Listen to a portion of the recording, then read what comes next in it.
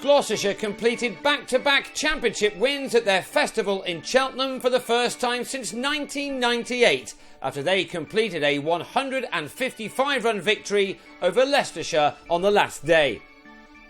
Set 325 runs to win the game themselves, the visitors began the final morning on 11 without loss, but after Angus Robson struck this early boundary, he was out in the day's fourth over as he had his off-stump flattened by Craig Miles to go for 6. Next ball and Ned Eckersley was also out, edging the same bowler to Michael Klinger, and any hopes that Leicestershire had of winning this match had disappeared in the opening quarter of an hour of the day as they found themselves on 20 for 2. Now, just away from the tension of 4-day cricket for a moment, here's something for those who like a smile. Watch closely as James Fuller, at the top of the screen, not only fails to stop Mark Cosgrove's drive from reaching the boundary, but he also ends up disappearing over the LV Insurance advertising boards. Cosgrove knew that this pitch was perhaps at its easiest as at any time over the previous days, and it was up to him and Matt Boyce to make life as difficult as possible for the home attack.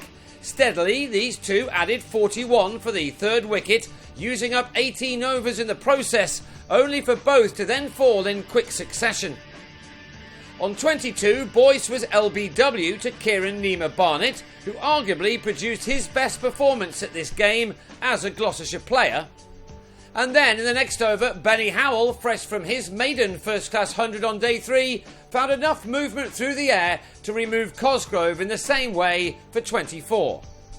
Greg Smith has not had a happy return to his home county on loan from Nottinghamshire and followed for 4 as Fuller returned to the action to have him held by Chris Dent in the slips to leave Leicestershire on 73 for 5.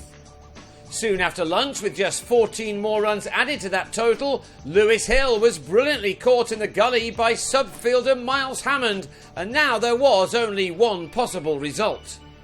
The win should have come along quicker than it did. Ben Rain edged his first delivery through the slips, and that meant that Gloucestershire, who defeated Northants at this ground last week, were held up for a while as they went in search of the 4 wickets they now required to taste success for the 4th time overall this summer. Particularly impressive for the visitors was the performance of Adil Ali.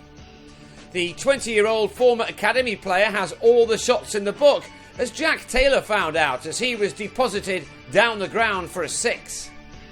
Ali made 40 in the first innings and added 54 runs in 19 overs for the 7th wicket with Rain, who was out in the unluckiest of ways when he was run out backing up as Ali again tried to force a shot off Taylor back down the ground. When such things happen, you know it's not going to be your day.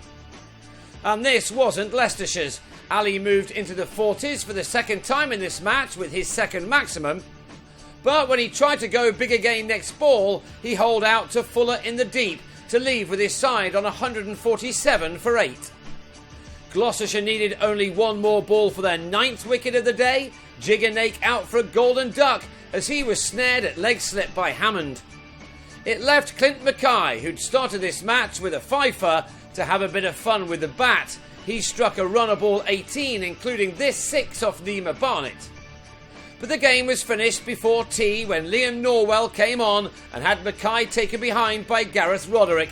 Leicestershire had disappointed with the bat once again as they were dismissed for 169 to leave the Gloucesters going away from their beautiful festival ground with 2 wins from 2 in this format. They took this match by 155 runs, and the 20 points they accrued sees them nestle neatly into the middle of the second division table. An 8th loss this year for Leicestershire leaves them 11 points adrift at the bottom, and with some work left to do to avoid taking the wooden spoon for the 3rd year in succession.